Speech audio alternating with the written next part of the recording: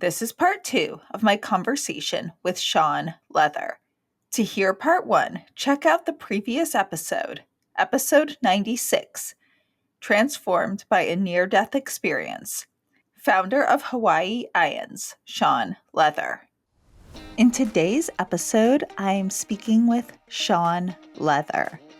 I met Shaun at the IANDS conference, International Association of Near-Death Studies.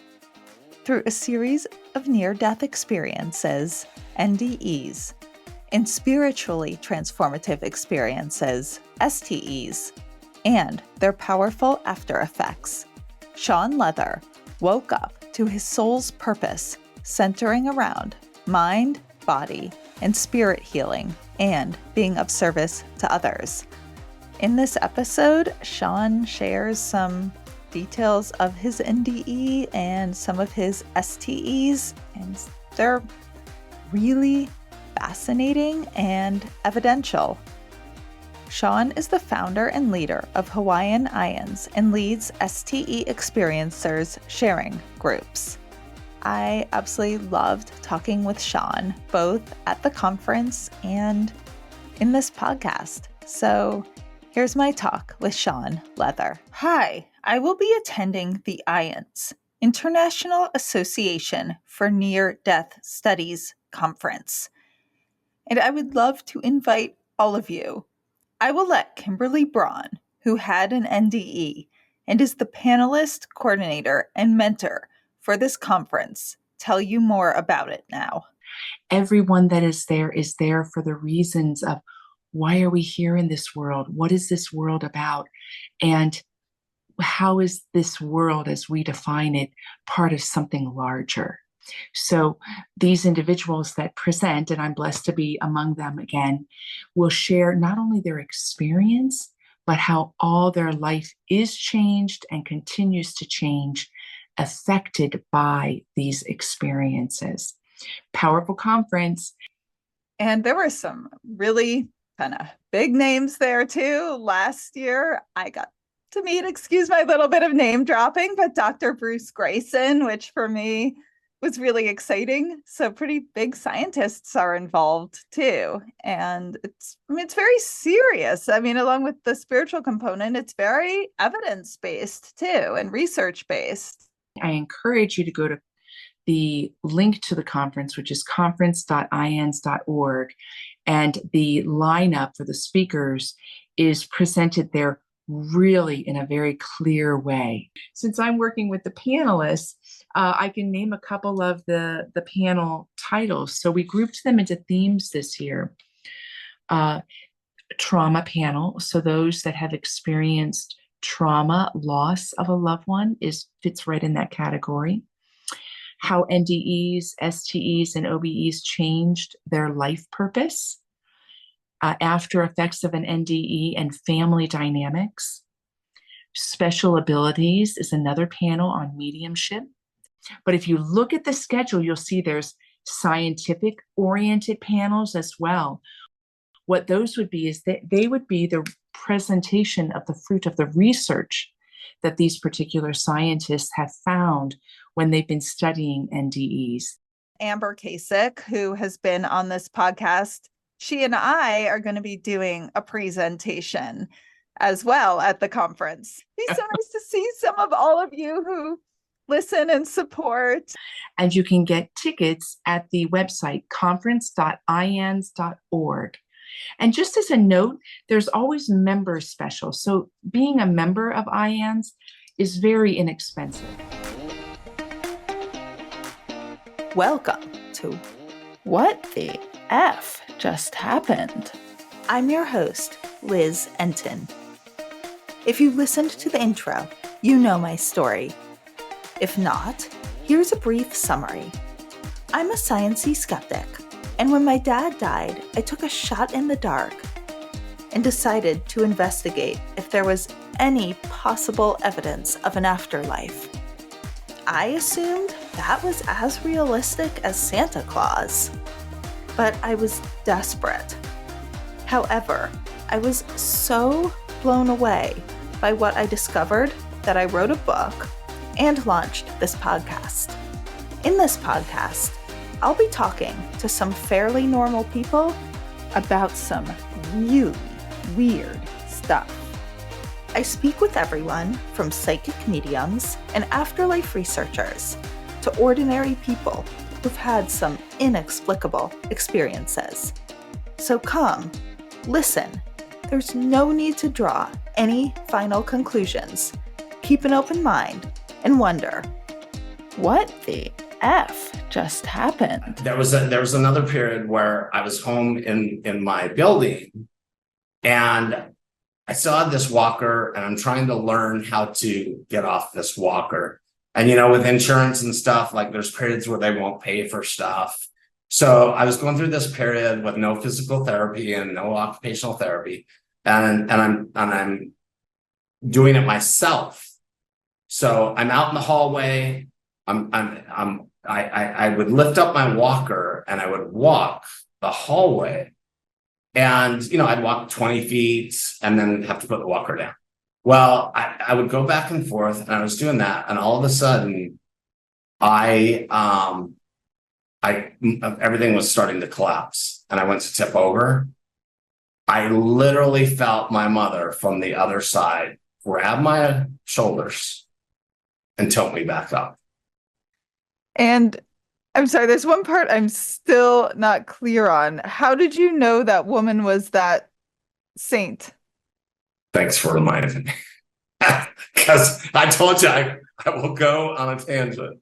So when I realized nothing is ever going to be the same, I was led to do two things. One of which, start chanting with the Hare Krishnas. I didn't even know who they were. I didn't know anything about it other than what we know, socially, culturally. And to get back to A Course in Miracles, because I've been doing A Course in Miracles when I met Marianne Williamson when I was 18. And so I started doing these spiritual book studies.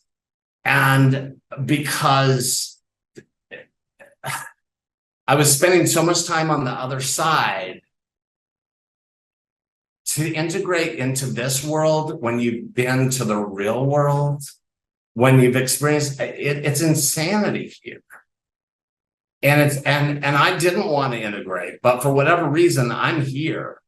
So I started using these spiritual book studies. And I started having this interest in the Bible. I didn't know the Bible before.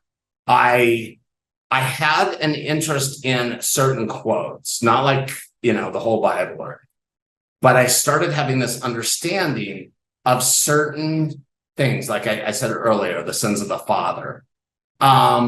So I decided I wanted to take a metaphysical Bible class, because I knew that there's meanings of what this stuff really means, not what people are saying they mean now.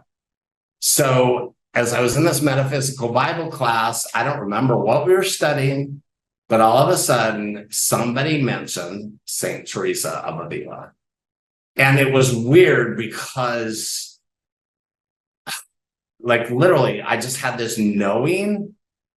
So I went and I Googled her, and oh my gosh, this is the woman that was in my NDE, the first person who greeted me. Now, and I know that you've studied a lot of NDEs, and a lot of people say that you see who you expect to meet and all that stuff. Well, I'm not Catholic, never been Catholic. I don't even think she's not in the Bible, as far as I know. And so it's like, wait, why would I see her? Like, but that's when, so then that happened, so that's when I knew who she was. And then about a couple of years later, as I was going to do really my first interview ever, where I've told my story in my sharing groups and stuff, but before the first time that I was actually going to tell it, like, publicly, I thought, I don't know, I should go look and see, like, who is she and why? And that's when I saw the basilica where she lived and died.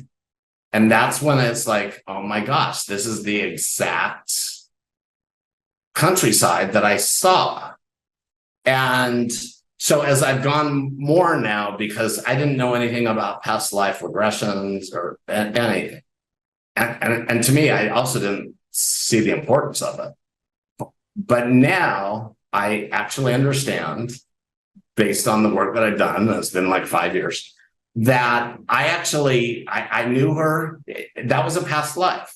I don't understand why, for whatever reason, I went to a past life. I was experiencing a past life. I have this relationship with her. She was, maybe we had an agreement. I don't know yet. But yeah, that's how I found out who she was. And I know that we have this major connection. And then the other thing, so what I love about all of this stuff, I have to say, is it's like a giant puzzle. Like I've had all these bits and pieces throughout my life of things that have happened. And now, after all of these, NDEs and spiritually transformative experiences, the pieces are coming together. And I'm starting to understand more. And so I still don't understand everything, but I now feel this connection with her, that I believe that we had this agreement that she was, that she was going to stay as, I don't know if this is correct, but for other people, but for me, she's one of my guides. And and I think we had this agreement a long time ago. Oh, and her and St. John of the Cross. And again, I'm not a Catholic, but one of the first things that happened between that NDE in 2003 and losing everything is I went through a huge dark night of the soul. And I didn't even understand what that was. But so I have this connection with her and St. John of the Cross that I'm still exploring and trying to figure out. But again, I'm not Catholic, so I'm learning slowly. Hey, and so you think she's one of your guides, and she's reincarnated as well as a woman who is here. She's somehow both. Oh yeah, no, she's not alive now. No, she's in spirit. I she's thought one of the my nurse. guides. Got it. I thought, okay, no, I that's thought what the was nurse so. had been her in a past life. I thought the current nurse who was helping you had been her in a past life. That's what I thought you were saying, but no. Yeah. It's funny that you say, I mean, that could be, I don't know. All I know is that I was in and out of this life and that life. Honestly, that's one of the last, I haven't even really explored it until the last couple of years. All I knew is it happens. And so what would you say, and maybe you've already answered this, is the most evidential, verified, as NDEers and NDE researchers say, veridical? What was the most veridical aspects of your NDE? I've actually never been asked that. And there's so much proof that I have. The outside world's, I guess probably, are you talking like physical evidence? Yeah, like verified. Like I experienced this and then it was verified here.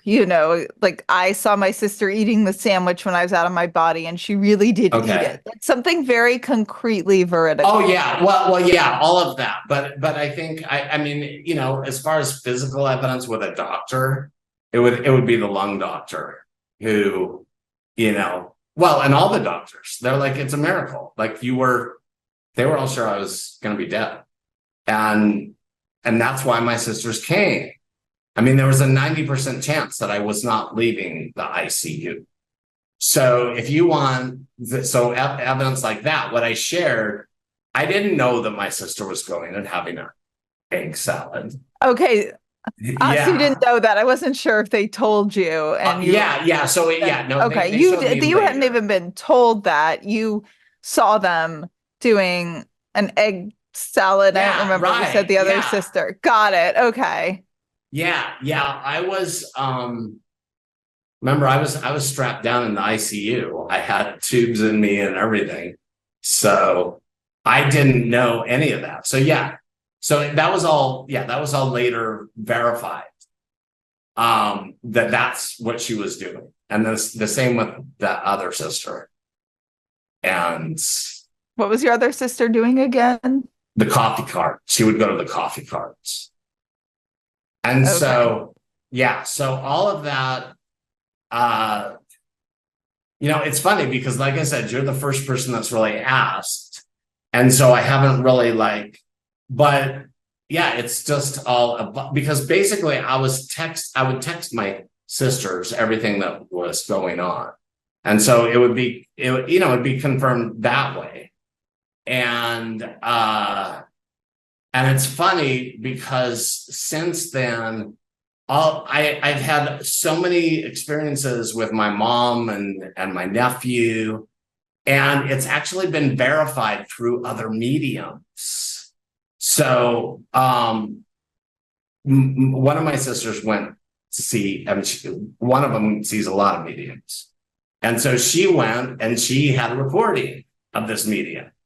And what was really funny is throughout this recording, and I have it somewhere, the medium's like, who is S?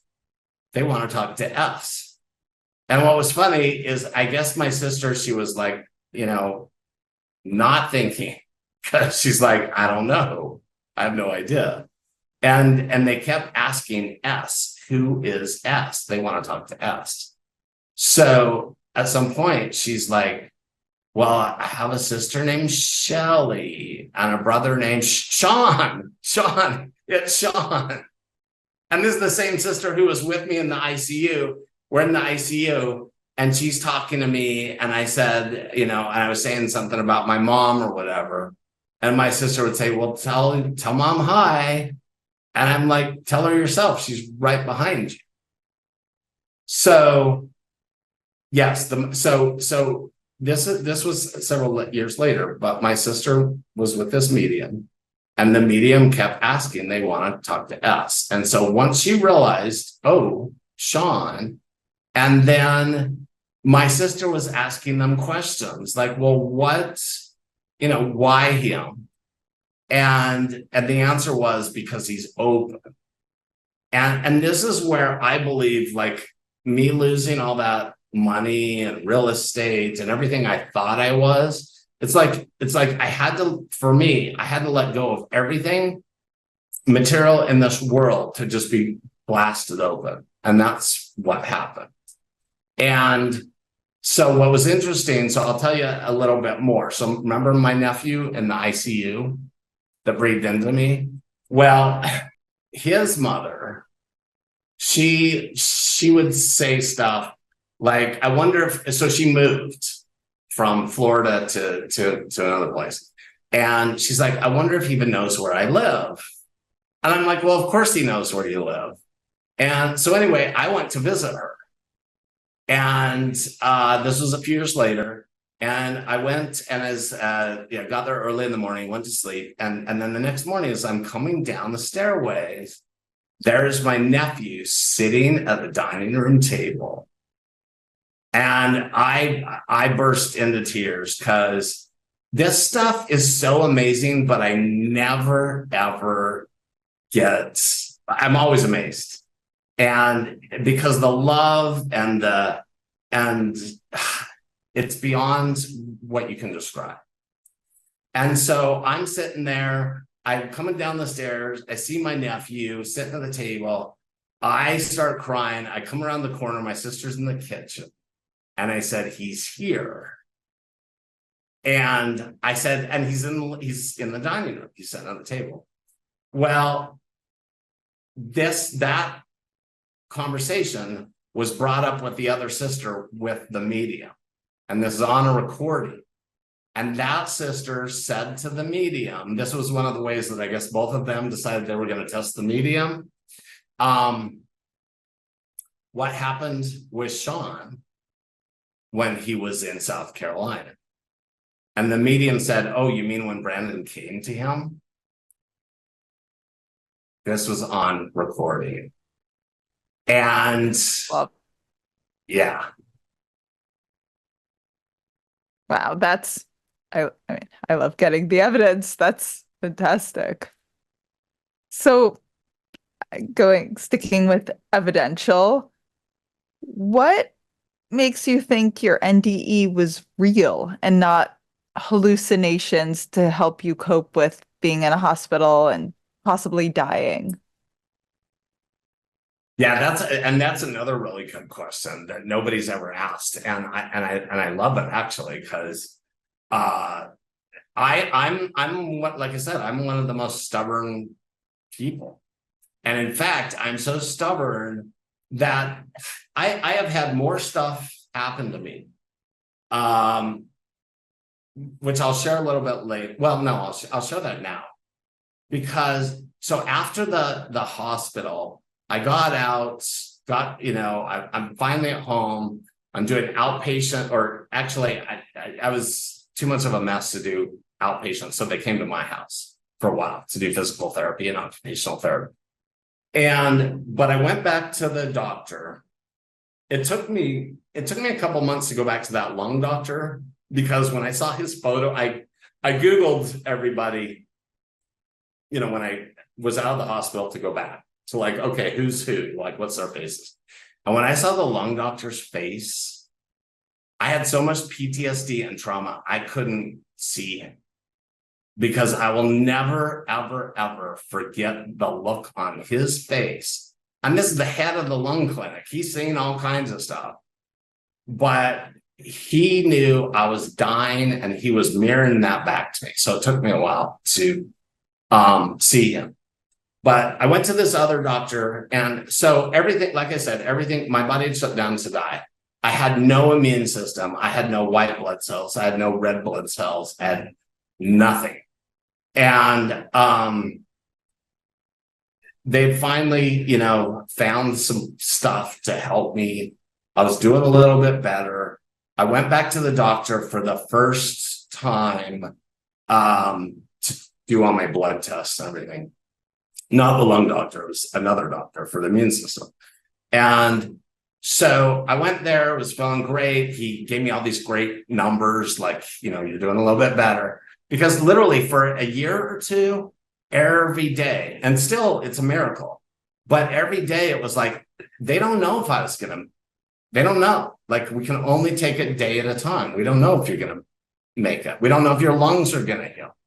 So I'd had this great time at the doctor. I told my sisters, like, my blood counts are going up. And I got home, and all of a sudden I started crashing. And I know what it feels like. And all of a sudden I started getting a fever. I started getting really sick, and I was getting scared. And I was getting scared, not about dying, but the process is not fun. It's like, if you can just die, that's easy. But it's all that suffering and stuff. And so I was getting scared, and I started getting sweating. And all of a sudden, I hear my mother yell out. And I still don't even I don't understand. But she yelled out, "He's had enough." And it was loud, and it was so clear. And I don't know if you've ever seen, I think it was called Jason of the Argonauts or whatever. And it's this show with the Greek gods, and the Greek gods are up there, and they're looking down on us, and they're like manipulating things. And that's what I saw. And I'm like, what in the hell's going on up there? Like for her to say he's had enough, and who's she talking to? All I know is an hour and a half later, the fever went away. I was feeling better, and I was completely fine. So for me, I've kept having evidence like that shows me this is real. There is no dream possible. for what I've experienced. And again, because it was this ongoing long-term thing. And every time I actually doubt it, I mean, now I don't. But up until maybe the last year, I still did.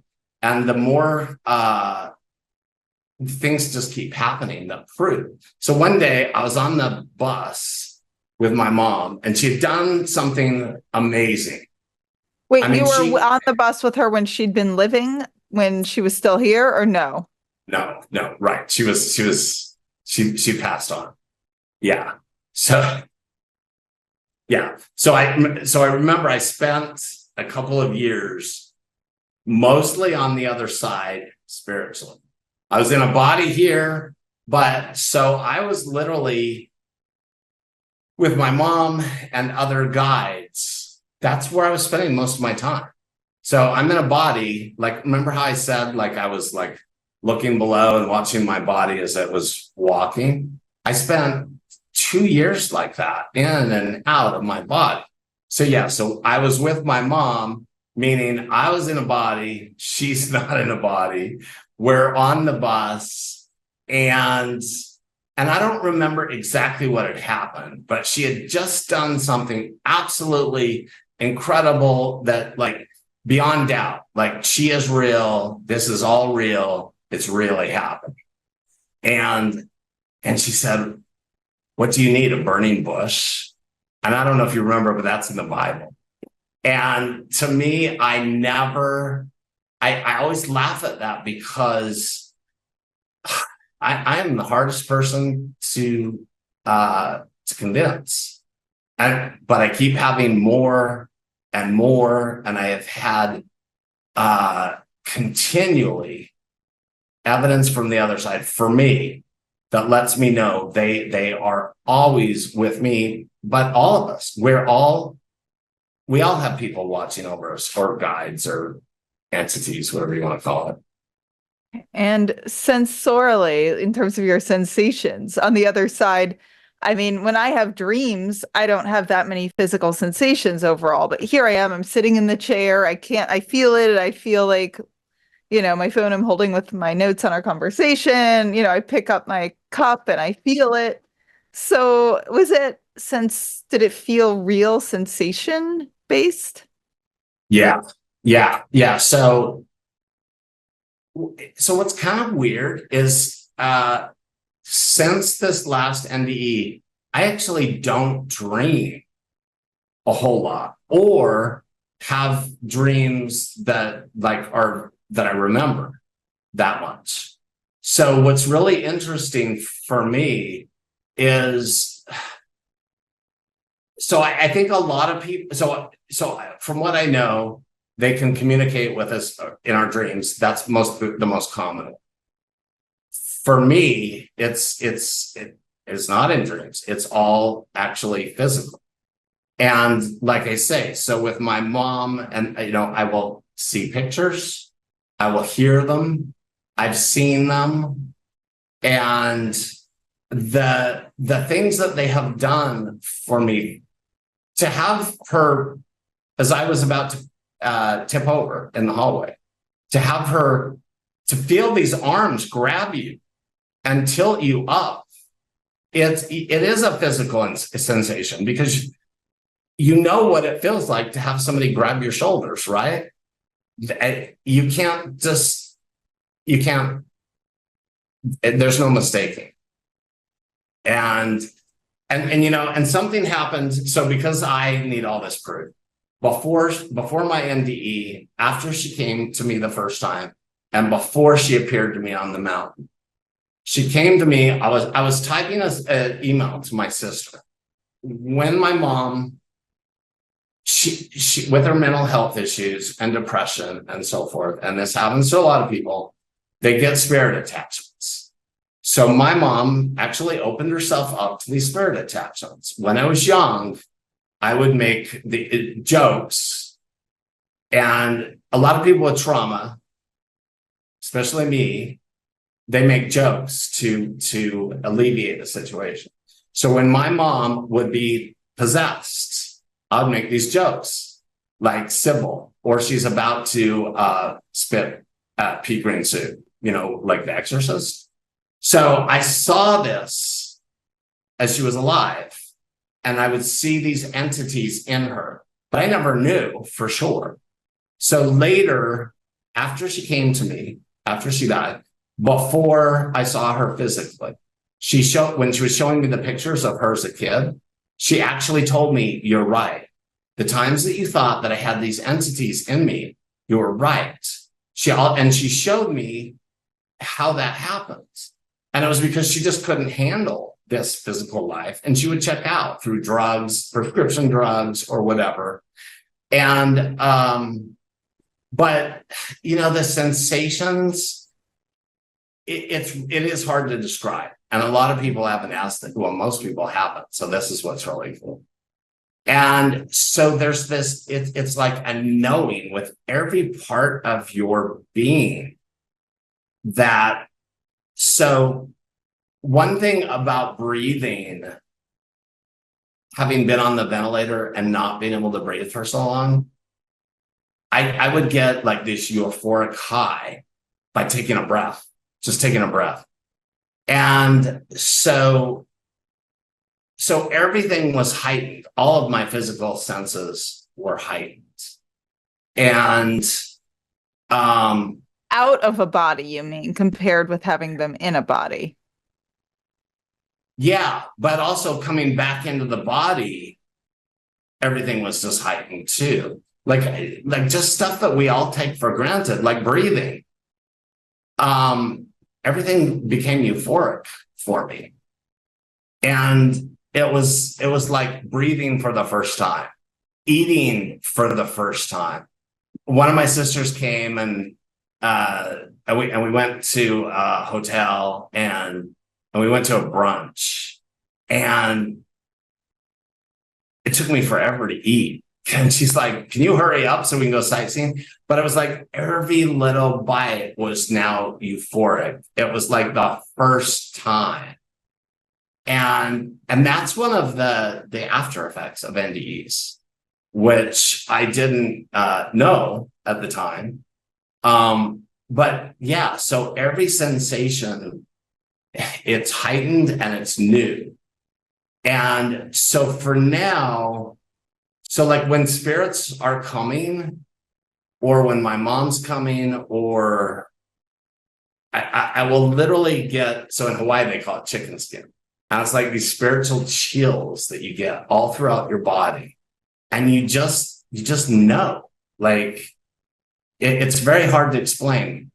But it's this knowing. And then, so also I'll tell you, so my mom, I told you about the one song that she sent, "Tell Your Heart to Beat Again." Well, hundreds of songs since then. And there are always messages. And what's really cool is I've met a few other people that have these playlists from the other side.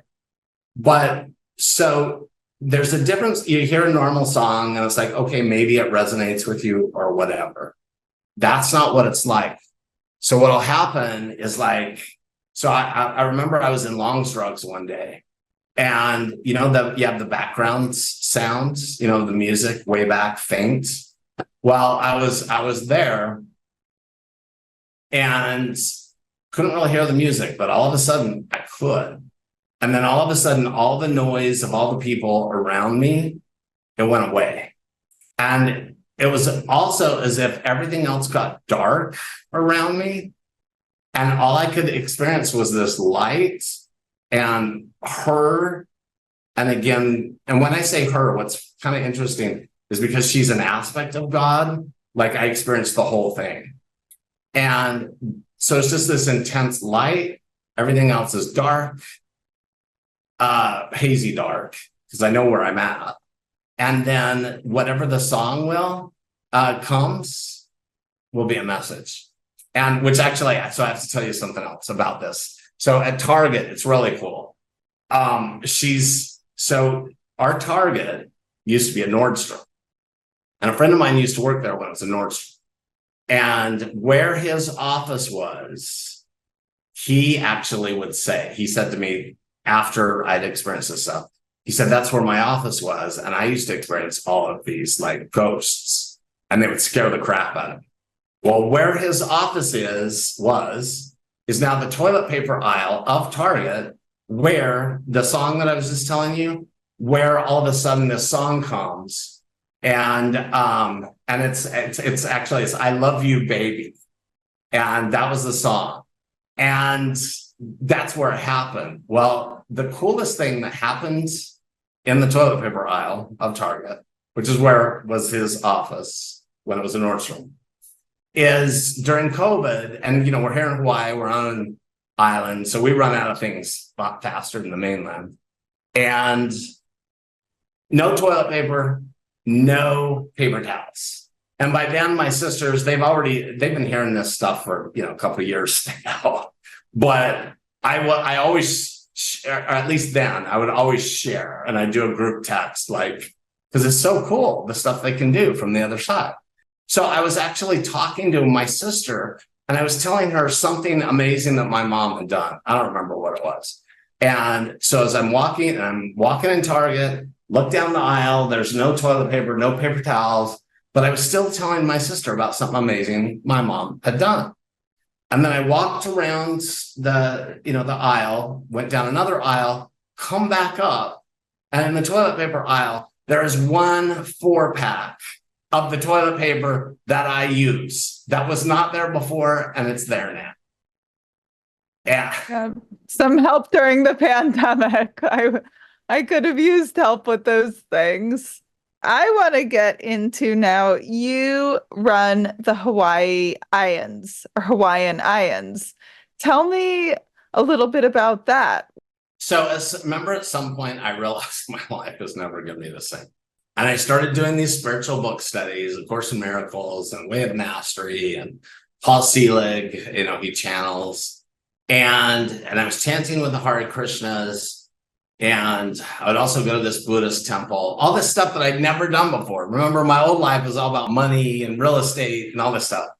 But I was trying to I was forever changed. And I was trying to integrate without realizing that that's what I was doing. And I'm going to these spiritual book studies with all these people. They want to have these spiritual experiences. The difference is I'd had them, and I'm trying to make some sense of it. Because remember I said about the Bible, I understand these Bible quotes and stuff, but how do I understand it? I'd never even read the Bible. And I've been doing A Course in Miracles since, the 90s, late 80s, 90s, when I met Marianne Williamson. And now I understand everything in A Course in Miracles. I saw all these principles to be true. And then Paul Selig, who I didn't know who he was at the time, he channels these guides. And his guides are saying everything that what now I call my gang. So my mom and my nephew and the other beings, I just call them the gang. And it's like his guides are saying the same thing as my gang is saying. So that's when I started to realize a lot more is going on than I even can fathom. So I started telling some people at the church that I was doing these book studies with, and I was able to meet somebody who had a near-death experience, and she channeled beings, and it was the coolest thing, because it was like all of a sudden, like, oh my gosh, like there's other people that have had these experiences way before me, and I knew I need to meet more of these people because they're the only people that can understand me. Like in the regular book studies and stuff, they couldn't understand me. So I was guided to literally Google the after effects of near-death experiences. When I realized I am forever changed, I don't understand this whole near-death experience thing, but clearly that is what I've been experiencing. And I didn't know what a spiritual emergency was at that point, but I was in the midst of that. And so anyway, I Googled that. I pulled up this thing by PMH Atwater, who's now a great friend of mine. And So she had had all these after effects, and literally every single one of them I had. Hi, everyone. I am so excited to let you know it's finally here. Book 2 in the What the Fuck Just Happened series is ready for pre-order on Amazon, and it will be officially live August 15th and then available everywhere. And yes, I can now say that WTF Just Happened is actually a series. That's also super exciting and kind of surreal. This book is titled WTF Just Happened? A Sciencey Skeptic Investigates Even More Evidence of an Afterlife and Fights for Justice with Her Dead Dog. In this book, I continue my exploration of an afterlife. I get some amazing signs, more medium readings. I learn about remote viewing and out of body experiences. I take classes with mediums. And yes, some absolutely inexplicable what the fucks keep happening. And on a side story, that was a different kind of what the fuck. My dog Peanut, who is now, unfortunately, on the other side, unexpectedly comes in to help fight for justice and becomes kind of famous in the process. It will publish everywhere in ebook and print on August 15th. For now, you can pre-order the ebook on Amazon. And I was just blown away. Can you tell me what the after effects are that you had? Okay, well, I'll tell you a few that for me. So a big one was naive. I was so, and I know that that's not the best word, but for me, I'm still this way. Like I take everybody at their word. I see their spirits. I don't think, oh, somebody might have ill will or whatever. And so I was very much that way. I actually got conned out of money a couple of times, which, remember, I used to make a lot of money and there was nothing getting past me before. So there was that. I wasn't afraid. I didn't have fears. Like, I would kind of joke, like, if I'm not careful, I'm going to get hit by a bus. Because walking out, I didn't, like, I would leave the house and I'm not thinking of all these dangers, like, oh, look both ways. Or I didn't have any fear in that way. And I had this connection with everybody around me, and just the animals, people, everybody. It was this deep love that it was kind of interesting. So I actually don't know. Well, this is an effect, but I'm not sure if it was on the list. But you have this love for a lot of people that they're not used to. And so it actually makes people a little bit nervous because, like, is he coming on to me or whatever? And because I just felt this love for everyone. And I also, I wasn't afraid to talk about it. I remember these one people from New York that were living here. And the one lady, she said to me, she's like, do you actually tell people like about all of this stuff? And it was funny because it was the first time I thought, oh, maybe I shouldn't, but yeah, I do. So I didn't care who knew. And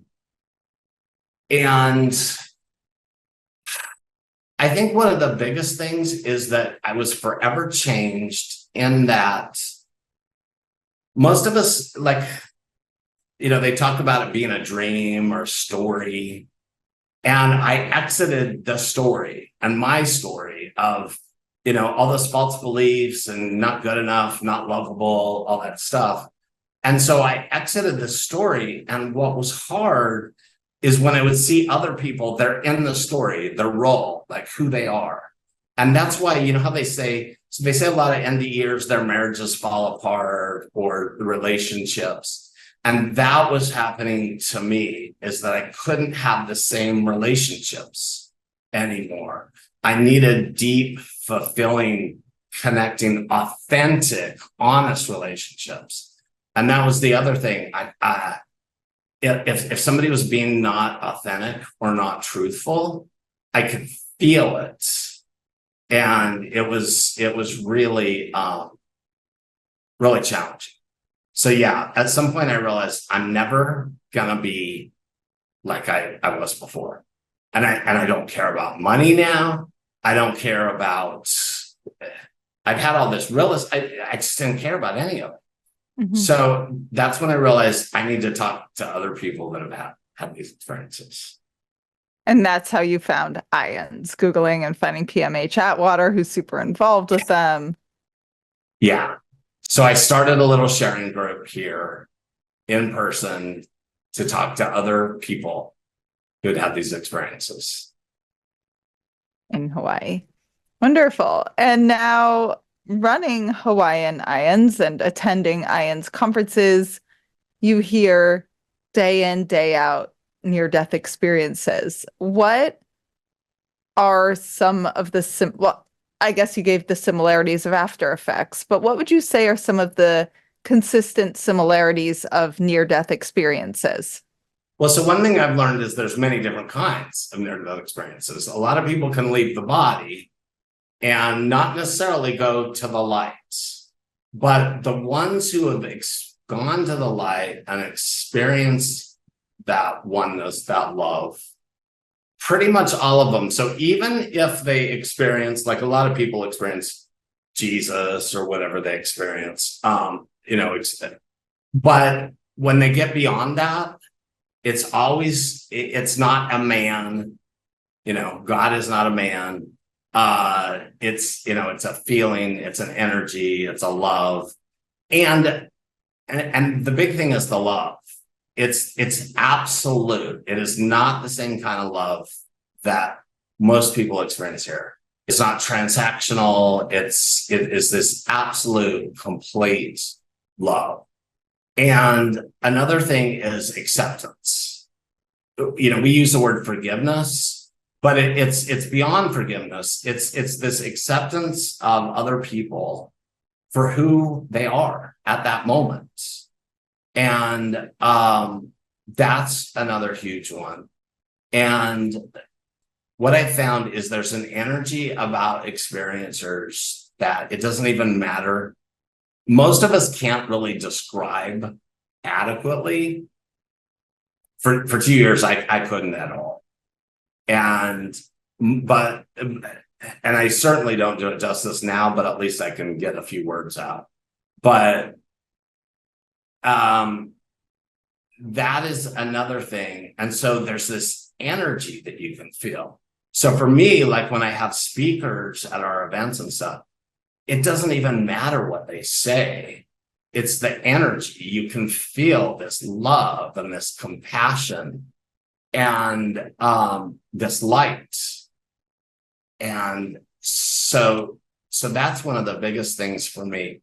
Even though so many people, they might describe certain things, once they actually get beyond that realm. So for me, I think there's this realm of perception with the tunnels and who you see and whatever. But when you get beyond that, it's generally the same. And it's always this absolute love and this empathy and connection and feeling that we're all one. I would say that that's the biggest thing that I find that everybody has. First of all, you said the first level NDEs where people don't go into a light. What would be an example of that? That would just be in the emergency room above your body, for example. Yeah. Like, and again, I've learned so much and I'm still learning. So yeah. you can just leave your body. So like when I was in the ER and I would leave my body and I'd go to follow my sisters, you know, I was out of my body, but I wasn't in the lights. And I experienced a lot of stuff and I experienced love, but it's not the same. And so it seems to me that, yeah, there's different levels. And I'm just learning all this stuff. So remember the first experience that I had in the darkness, and it didn't last as long, but then I had to shed all of these false beliefs about myself and the world.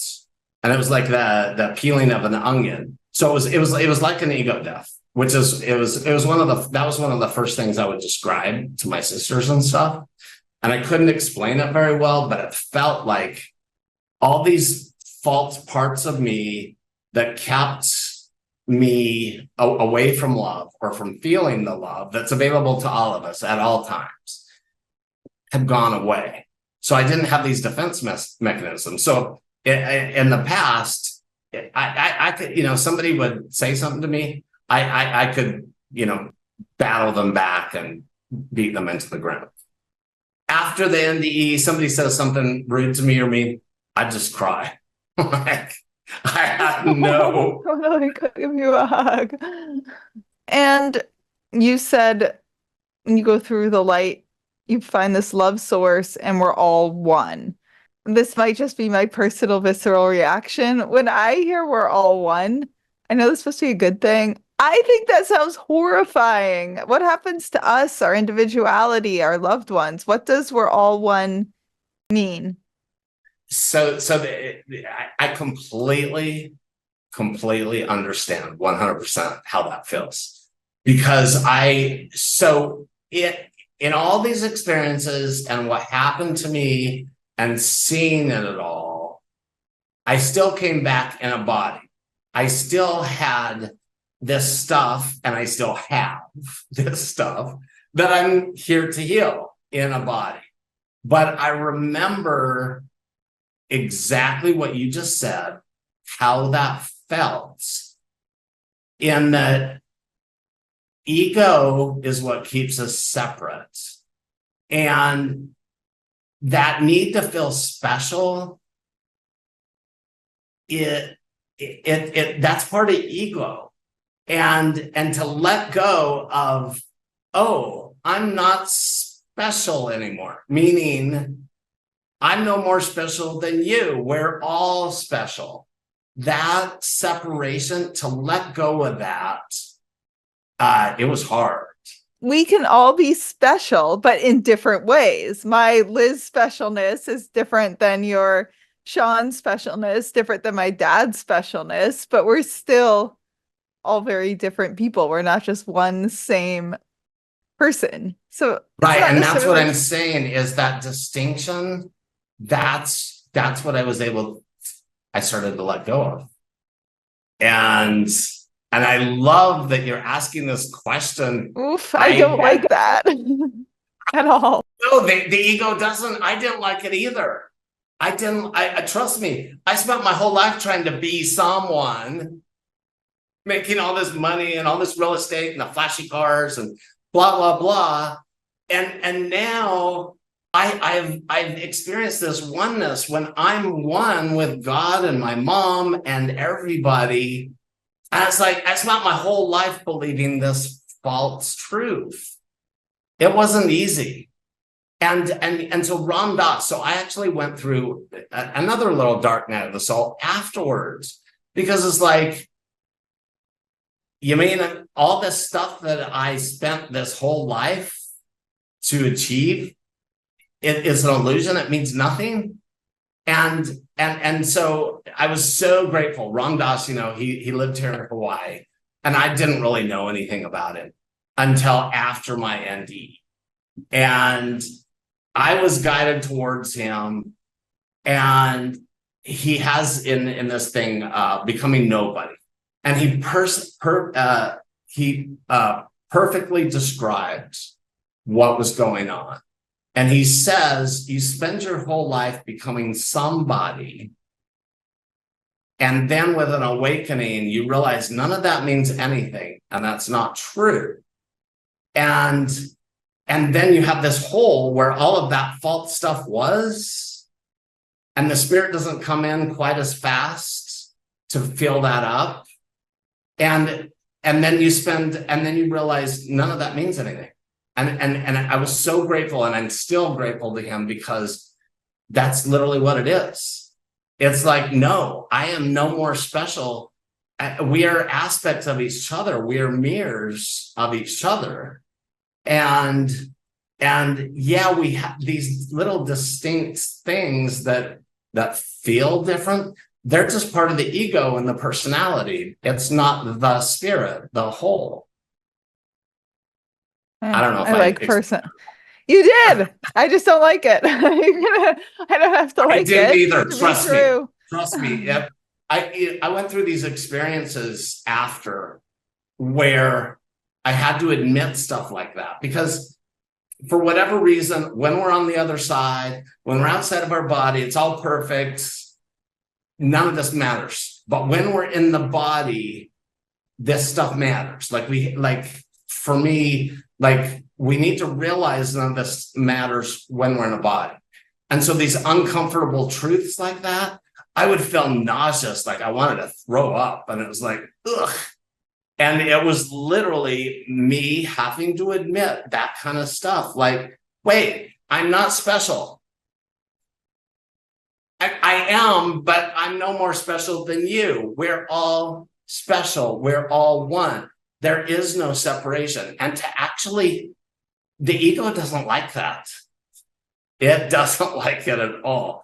And it feels physically nauseous and gross. And literally, I remember I when I was, because my lungs had collapsed and trying to rebuild it, and I'd go to Planet Fitness, and I'm there on the bike and stuff. And I'd be having to integrate this stuff. And I'm like, I can't believe I spent my whole life trying to be separate and special and all this stuff. And it was a big waste of time, because it's a big illusion. And I also went through this period. It's like, okay, I want to go back now, because now I know all this stuff. So I want to redo it. Right. Okay. But you see, you have no aspects of your personality on the other side. I mean, you can be connected and loving of others and not feel superior, and still have your sense of humor and your wit and your hobbies in a non-physical form. Or wait, on the other side? Yes. Yeah.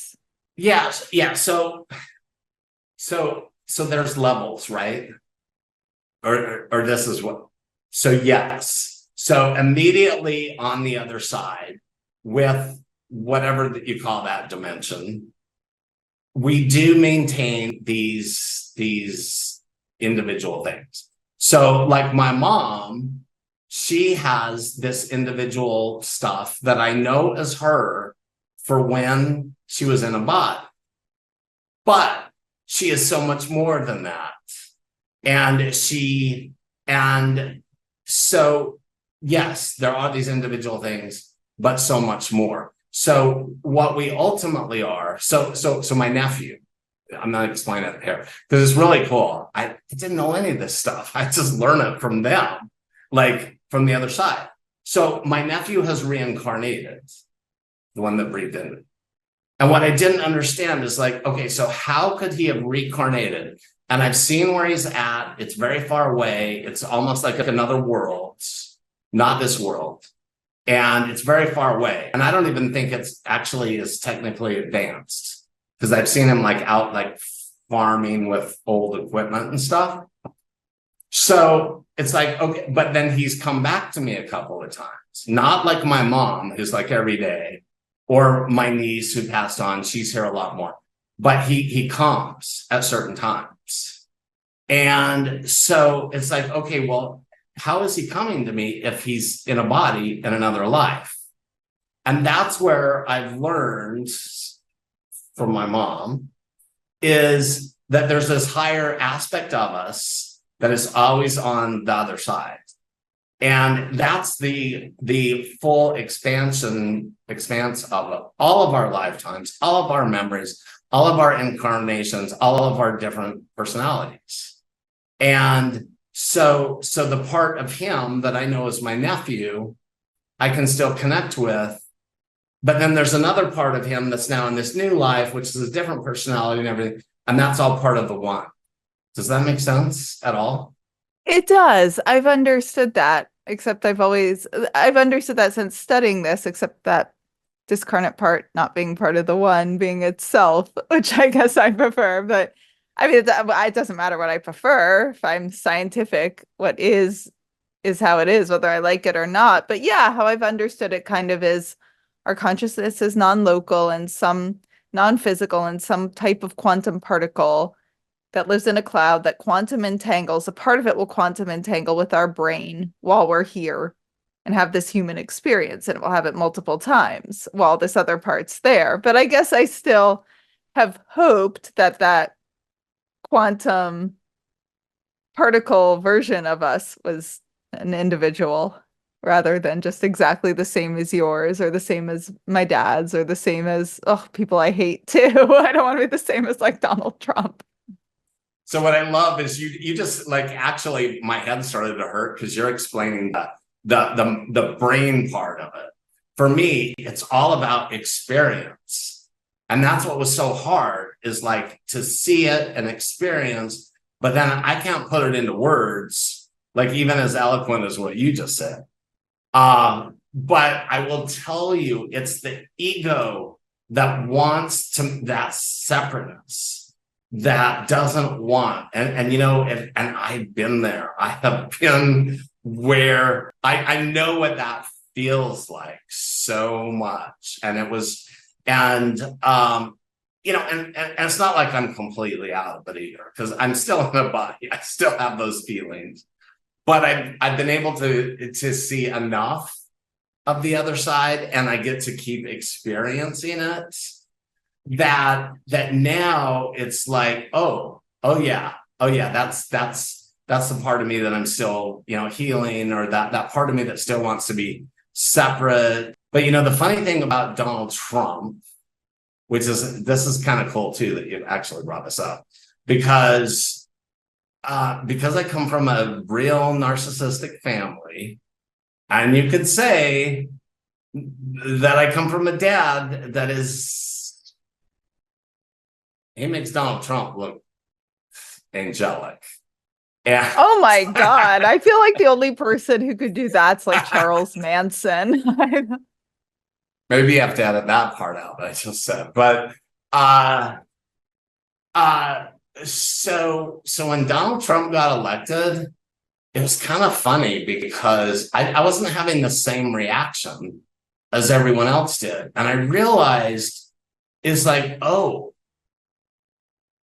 that's been family members, my dad, people I've been in a relationship with. And it was really, and that's when I started also, and he got elected, you know, before this last NDE, but I was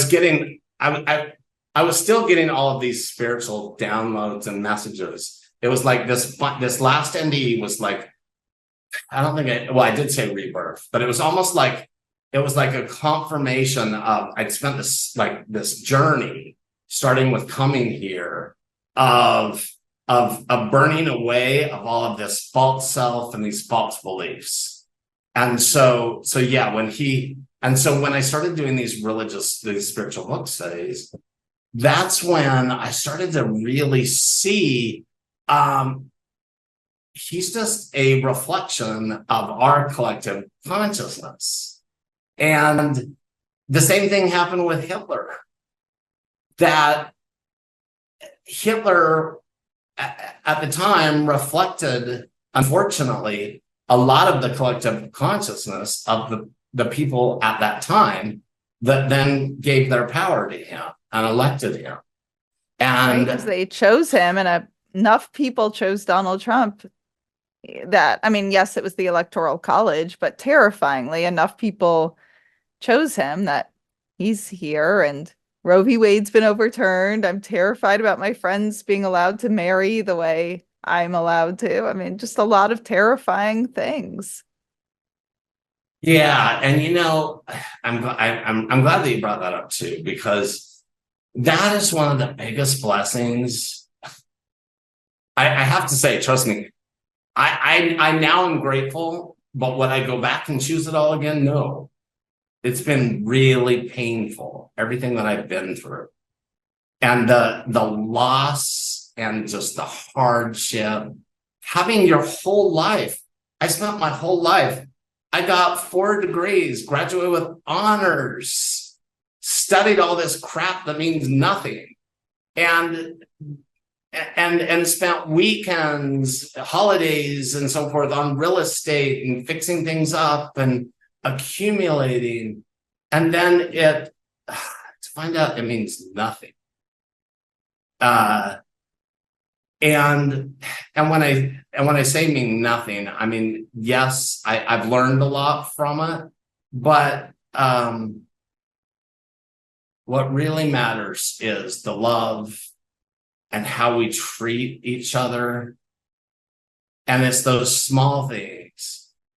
So for me, I've learned the reason that I have these narcissists in my life is I came here to learn love and to learn to love myself. And how could I learn to love myself in this world of duality if I didn't get to experience the opposite of love? And so now I'm not going to lie and say like I'm friends with my dad, because I'm not. But I understand now the role that he played in my life. And that he has not been able to love me, has helped me to learn to love myself more. And the same with the other narcissists. And so when I look at Donald Trump and the horrible stuff that comes out of that, and the same with what happened with Hitler, and I see this bigger lesson for us to learn. Oh, and that's actually so to the fear. I went on another tangent again. So the fear of what you were saying, I completely understand. And the thing about the NDE that I learned, and I actually said this to my dad, I've had everything happen to me literally except my heart cut out with a knife, like to where I couldn't come back, right? I have experienced every kind of loss, the unexplainable loss, and being alone and nobody, nothing, no money. And what I do know is that we will always exist, and we can be beat up, mutilated, whatever. We will live. I mean, our soul goes on. So these things that are so scary that you just mentioned, they are scary, but we will survive. Like we will, our essence, our soul will never be taken from us. And all of this stuff, it's just illusory. Like it's an illusion. And that's the thing I'm most grateful for. And so I don't tend to go, I do sometimes, but I tend to not go as much in fear, just because I know that it will never be as bad as we think, if that makes sense. Like we will survive, and yeah, they can get rid of the marriage and put us in concentration camps, whatever. So if you know who Viktor Frankl is, he is one of the he's one of the many people that after my NDE have he's another like guide of mine, because I didn't understand. I used to be in trauma my whole life, and so I would do a trauma response, and I never understood that, that we don't, I'd always wanted to learn how to respond, not react. but I always reacted to everything. And so after my NDE, when I thought for a minute I'd go back into my old life, and I realized that wasn't going to happen. And it was because of a person with major personality disorder issues that I had encountered, and it took me back into this trauma. And that's when he came through to me. And that quote, in between stimulus and response is a space. In between that space is where your power lies. And I never understood that. I didn't hear it, but he came to me and I heard that. And that changed everything for me. All of a sudden I realized just the power of those words. And so with this person I was dealing with, it's like, I don't have to respond now. I don't have to respond later, ever. But however I do it, it's all up to me. And so, yeah, and you know, as you know, he's a big Holocaust survivor. And so I think so many great things happen out of these awful tragedies. And yeah, I guess if your life just continues in thousands of lives eternally, a tragedy, an unbearable tragedy in one life, it's probably something we've all experienced if we've lived multiple lives. It takes the I guess, drasticness of it out. Hey, everyone. I'm really excited to let you know about the science and spirituality salons I'm now hosting. During these intimate events, a scientifically verified psychic medium will give all of you readings, and I will give a talk on the science and evidence that changed my mind about an afterlife. This will also be an amazing opportunity to get to meet some of you in person or virtually, and to share more about all the science and data that transformed my worldview and got me through my worst days. These can be hosted in your home, in a nearby cafe with a private room, or they can even be virtual. I've hosted a few already, and they were really special, fascinating, emotional, evidential. So if you're interested in getting a small group together over dinner, brunch, drinks, coffee, to learn more about the science and to get evidential medium readings, send me an email at hello@wtfjusthappened.net and put science and spirituality in the title. I think on that, we should be, oh my God, it's been 2.5 hours. This was a fantastic conversation. I think we should be winding down and let our listeners know where they can find you, follow you, stay updated. Yes. Well, yes, I run Hawaiian IANDS, and I have several Facebook groups on Facebook. Hawaiian IANDS is of course one of them. And I have several other life after death groups. We have like almost 500,000 members now. And so on Facebook, Instagram, just Shaun Lether. There's only one of me on those platforms, or you can go to hawaiianiands.com, and we have the sharing groups. What I've learned is, and this goes back to that we're all one, because what has come clear to me in these sharing groups that I run is we heal together. And so as you share your experience, that helps me with my experience, and we're healing together. And so my sharing groups, which everyone's welcome to come join, is even if you have not had a near-death experience, right, you're still welcome. You don't have to have an NDE, any spiritually transformative experience, or you're just interested. And the thing that I love is so many people, they're like, well, I haven't had any spiritually transformative experiences. I guarantee you have. You just don't realize it. And so people will come and they'll start out, well, I haven't had any of these experiences. And then they'll start sharing a story. And it's like, yeah, that's a spiritually transformative experience. So yes, you don't have to have had an NDE or anything. You can just come and listen. You don't have to share, but all are welcome. To get more information on what the fuck just happened, go to WTFJustHappened.net. There you can order my book, WTF Just Happened, A Sciencey Skeptic Explores Grief, Healing, and Evidence of an Afterlife. You can learn all about how I came to conclude that there most likely is an afterlife, but you can also learn about the early stages of my grief and the amazing, fascinating people I met along the way. You can read about how much I harassed the mediums and scientists trying to get evidence to see if the mediums were cheating and see if what everyone was saying actually was true. You can also subscribe to our newsletter to stay updated on any new developments and any interesting new what the fuck updates.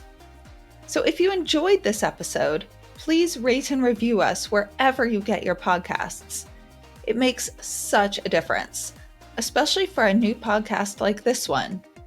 And if any of you have had a crazy what the fuck yourself, have any questions, feedback, or just want to say hey, reach out on either Instagram at WTF_just_happened_ or email me at hello@WTFJustHappened.net. I love hearing from all of you. It makes my day hearing your stories and questions and feedback and all of it. And remember, you don't have to draw any final conclusions as you wonder, what the fuck just happened?